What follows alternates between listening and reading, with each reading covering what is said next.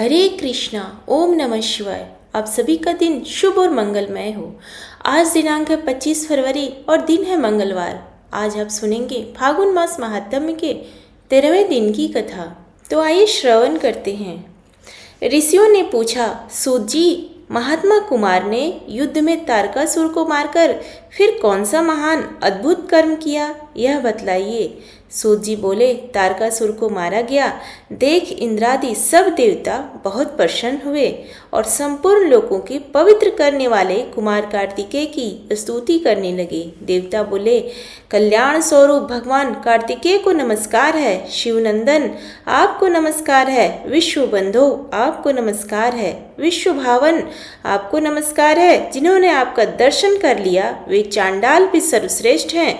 जगत बंधो हम आपको नमस्कार करते हैं। देव इस समय हम आपकी शरण में आए हैं। देवताओं द्वारा की हुई यह स्तुति सुनकर प्रसन्नता से भरे हुए पर्वतों ने भी सर्वोत्तभावन से उन गिरजा कुमार का स्तवन किया। पर्वत बोले, भगवान आप अनाथों के अनाथ हो। शंकर नंदन तुम्हें नमस्कार है। श्रेष्ठ देवताओं द्वारा पूजनीय तुम्हें नमस्कार है। ज्ञानवेत्ताओं में श्रेष्ठ तुम्हें नमस्कार है। महादानव तारकासुर विनाश करने वाले कुमार तुम्हें नमस्कार है। देवर तुम्हें नमस्कार है। तुम हम पर प्रसन्न हो। पर्वतों द्वारा इस प्रकार स्तुति की जाने पर शंकर और पार्वती के पुत्र एवं वरदाताओं में श्रेष्ठ स्वामी कार्तिकेय बहुत संतुष्ट हुए और उन्हें वर देते हुए बोले, मेरु आदि समस्त पर्वतगण आप सब लोग मेरे वंदनीय और प्रयत्न पूर्वक पूजनीय हैं। तपस्वी, ज्ञानी और कर्मयोगी भी निरंतर आप लोगों का सेवन करेंगे। आप लोग मेरे वचन से संपूर्ण जगत को पवित्र कर सकते हैं।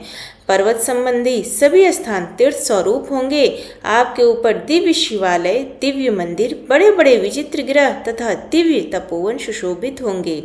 इतना ही नहीं, भगवान शंकर के विशिष्ट स्वरूप तथा विशिष्ट लिंग भी आपके शिखरों पर विराजमान होंगे। ये जो मेरे नाना पर्वत श्रेष्ठ हिमवान है, आज से ये महाभाग तपस्वियों के फलदाता होंगे। ये गिरिराज मेरु पुण्यात्माओं के आश्रय होंगे। गिरि श्रेष्ठ लोकालोक तथा महायशस्वी उदयगिरी ये दोनों शिवलिंग स्वरूप समझे जाएंगे। श्रीशैल, महेंद्रगिरी, सह्याचल, माल्यवान, मलयगिरी, विंध्याचल, गंधमादन, श्वेतकूट, त्रिकूट तथा दूर पर्वत ये और दूसरे भी बहुत से पर्वत लिंग स्वरूप माने जाएंगे और मेरे वचन से सभी पापों का विनाश करने वाले होंगे। शंकर पुत्र भगवान कार्तिकेय ने इस प्रकार उन सब पर्वतों को वरदान दिया। जिसके मुख में सदा ओम नमः शिवाय इस पंचाक्षर मंत्र का जप रहता है, जिसका चित्त सदा भगवान शिव के चिंतन में संलग्न रहता है, जो सब प्राणियों के प्रति संभाव रखता है, दूसरों की निंदा में जिसकी वाणी मूक रहती है तथा जो पराई स्त्रियों के प्रति अपने में नपुंसक भाव भी रखता है, ऐसे उपासकर पर भगवान शिव की विशेष कृपा होती है। शौनक जी बोले, महाभाव हमने कुमार कार्तिकेय के विशिष्ट चरित्र का श्रवण किया जो परम मंगलमय है। अब हम राजधिराज श्वेत के परम अद्भुत चरित्र के विषय में जानना चाहते हैं, जिन्होंने अपनी भारी शिव भक्ति से प्रभाव से भगवान शिव को भली भांति संतुष्ट किया था। जो लोग भक्ति पूर्वक महादेव जी की आराधना करते हैं वे ही भक्त हैं, वे ही महात्मा हैं तथा वे ही कर्मयोगी और ज्ञानी हैं। लोमस जी ने कहा, महाभाग महर्षियों, राजा श्वेत का परम अद्भुत चरित्र सुनो। महात्मा श्वेत अपने राज्य में सब प्रकार के भोग भोगते रहे तो भी उनकी बुद्धि सदा धर्म में ही संलग्न रहती थी। उन्होंने धर्म के अनुसार प्रजा को प्रसन्न करते हुए समस्त पृथ्वी का पालन किया। वे ब्राह्मण भक्त, सत्यवादी, सूरवीर तथा निरंतर शिव जी के भजन में तत्पर रहने वाले थे। राजा श्वेत अपनी बड़ी चढ़ी शक्ति से राज्य का शासन और भक्ति भाव से भगवान शिव की आराधना करते थे। इस प्रकार परमेश्वर की आराधना करते करते महाराज श्वेत की सारी आयु बीत चली। उनके मन में न कभी व्यथा हुई और न शरीर में ही कोई रोग हुआ।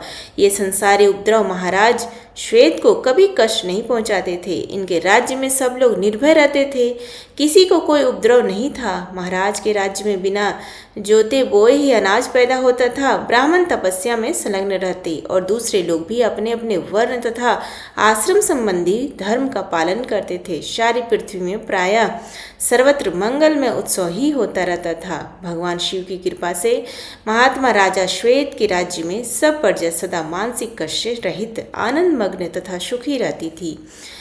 कभी किसी को पुत्र की मृत्यु नहीं देखनी पड़ी, दुख नहीं उठाना पड़ा, अपमान, महामारी तथा दरिद्रता का कष्ट भी नहीं सहन करना पड़ा। इस प्रकार भगवान शिव की पूजा में लगे हुए महात्मा राजा श्वेत के जीवन का बहुत बड़ा समय सफलतापूर्वक बीत गया। एक दिन की बात है, राजा श्वेत परमार्थदाता शंकर जी की आराधना में लगे थे। उसी समय यमराज ने उनके पास अपने दूत भेजे।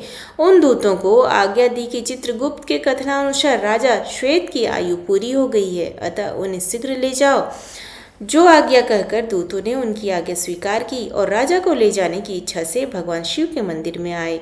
उनके हाथों में काल पास था तथा वे आकृति से भी बड़े भयानक थे। यमदूतों ने शीघ्रतापूर्वक वहां आकर देखा, महाराज गहरी समाधि लगाए भगवान शिव के समीप बैठे थे। उन्हें देखकर उनके मन में ज्यों ही हलचल हुई, त्यों ही वे सब दूत चित्रलिखित की भांति निश्चेष्ट हो गए। अतः यमदूत धर्मराज की आज्ञा का पालन न कर सके। यह सब जानकर यमराज स्वयं ही वहां जा पहुंचे। उन्होंने राजा को सहसा ले जाने के लिए अपना दंड ऊपर को उठा रखा था। धर्मराज देखा, महाबाहु श्वेत शिव भक्ति से युक्त होकर भगवान शिव के ही चिंतन में तत्पर हैं, केवल ज्ञान का आश्रय ले शांत भाव से विराजमान है। राजा को इस रूप में देखकर यमराज के मन में भी बड़ी हलचल हुई। वे अत्यंत व्याकुल होकर सहसा चित्रलिखित की भांति हो गए। तदंतर प्रजा का विनाश करने वाले का काल भी तत्काल वहां आ गए। उन्होंने भी शिव पूजा परायण राजा को तथा मंदिर के द्वार पर खड़े हुए दूतों सहित यमराज को देखा। देखकर यमराज ने इससे पूछा, धर्मराज क्या कारण है जो अभी तक तुम इस राजा को नहीं ले गए? तुम्हारे साथ यमदूत भी हैं तो भी कुछ डरे हुए से प्रतीत होते हैं। तब धर्मराज ने नम्रतापूर्वक उत्तर दिया, यह राजा भगवान शिव का भक्त है, अतः इसका उल्लंघन करना हमारे लिए अत्यंत कठिन है। त्रिशूलधारी महादेव जी के भय से हम यहाँ चित्रलिखित पुतलों की भांति खड़े हैं। यमराज की यह बात सुनकर काल देवता कुपित हो उठे तथा राजा को मारने के लिए उन्होंने बड़े वेग से ढाल और तलवार उठाई। उनकी ढाल सूर्य के समान आकृति वाले 8 फुलियों से सुशोभित थी। वे क्रोध में भरकर शिवालय में घुसे। वहां उन्होंने देखा राजा श्वेत एकाग्रचित से विशुद्ध ज्ञान स्वरूप चिन्मय स्वयं प्रकाश परमात्मा का चिंतन कर रहे हैं। ऐसी अवस्था में उन्हें देखकर काल अहंकार वश ज्यों ही उनके पास जाने को उत्सुक हुए, त्यों ही भक्त वत्सल भगवान शंकर ने अपने भक्ति की रक्षा करते हुए तीसरा नेत्र खोलकर काल की ओर देखा। उनके देखते ही कालदेव तत्काल जलकर भस्म हो गए। राजा श्वेत जब समाधि से विरत हुए तब ब्रह्म ज्ञान होने पर उन्होंने धीरे से आंखें खोलकर देखा। उस समय वहां उनके सामने ही कालदेव अद्भुत रूप से जल रहे थे। राजा ने बार बार उनकी ओर देखा और भगवान शंकर से इस प्रकार प्रार्थना की, सबके दुखों को दूर करने वाले शांत स्वरूप स्वयं प्रकाश एवं स्वयंभू रूप तो आप भगवान शंकर को नमस्कार है। व्यवधान शून्य सूक्ष्म स्वरूप तथा ज्योतियों के अधिपति महादेव जी को नमस्कार है। हे जगदीश्वर, आप ही सबके रक्षक हैं। आप ही इस जगत के पिता, माता, सुहृद, सखा, बंधु, सौजन, स्वामी तथा ईश्वर हैं। शंभो, आपने यह क्या किया? किसको मेरे आगे चला दिया? मैं नहीं जानता यह क्या हुआ है। किसने यह बड़ा भारी अद्भुत कार्य कर डाला है? इस प्रकार प्रार्थना करते हुए राजा श्वेत का विलाप सुनकर लोक कल्याणकारी भगवान शंकर ने कहा, राजन, यह काल है, तुम्हारी रक्षा के लिए मैंने इसे जला दिया है। राजा श्वेत ने पूछा, भगवान, इसने ऐसा कौन सा कुकृत्य किया था जिससे आपने इसे इस दशा को पहुंचा दिया? भगवान शिव बोले, महाराज, यह संसार के समस्त प्राणियों का भक्षक है। इस समय यह क्रूर काल तुम्हें अपना ग्रास बनाने के लिए आया था, अतः बहुत से जीवों का कल्याण करने की इच्छा से मैंने इसे जला दिया है। क्योंकि जो पापी, अतिशय अधर्मपरायण, लोक विनाशकारी तथा पाखंडी है, वे मेरे वध्य हैं। भगवान शिव की बात सुनकर राजा श्वेत ने कहा, भगवान, काल आपकी आज्ञा सिरोधार्य करके ही लोक में सबको नियंत्रण में रखता है। आप ही के आदेश से यह तीनों लोकों में विचरता है। इसके डर से ही यह संसार सदा पुण्य कर्म का अनुष्ठान करता है। इसलिए आप कृपा करके फिर शीघ्र ही इसे जीवित कर दे। तब शिव जी ने काल को पुनः जीवित कर दिया। तदंतर श्रेष्ठ राजा श्वेत ने काल को अपने हृदय से लगा लिया।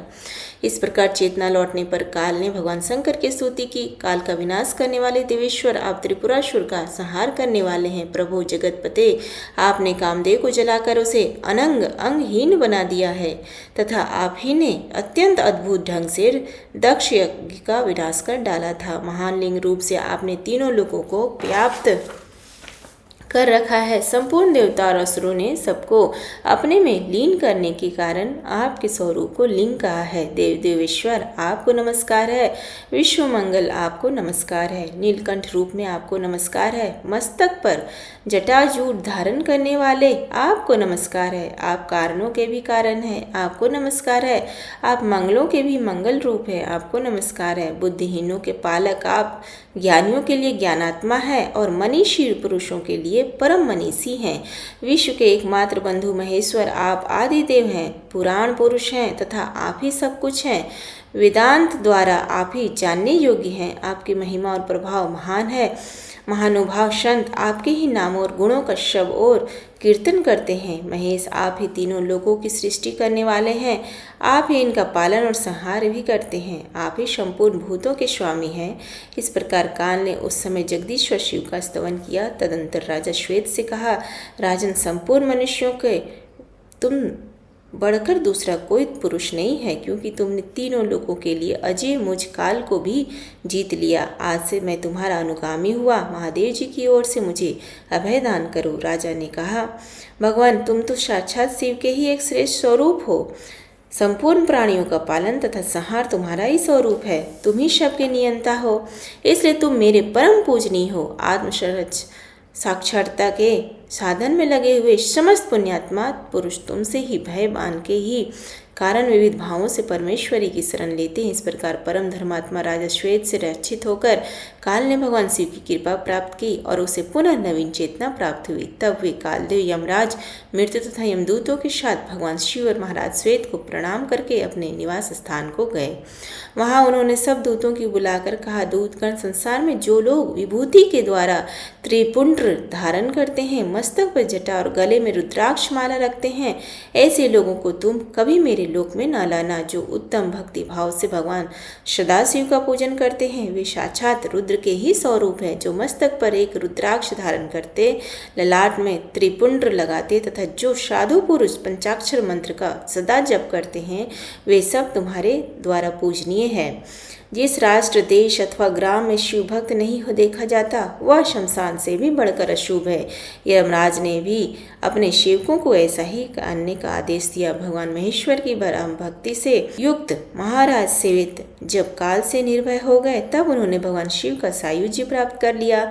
पवित्र बुद्धि वाले ज्ञानी पुरुषों को भी अनेक जन्मों के पश्चात भगवान शिव की भक्ति प्राप्त होती है। मनुष्य को चाहिए कि वे सदैव भगवान सदाशिव का सेवन, वंदन और पूजन करें। तो ये थी आज की कथा। उम्मीद है आपको आज का ये वीडियो पसंद है। प्लीज़ वीडियो को लाइक करें, शेयर करें। चैनल पर नए हैं तो सब्सक्राइब करें। धन्यवाद।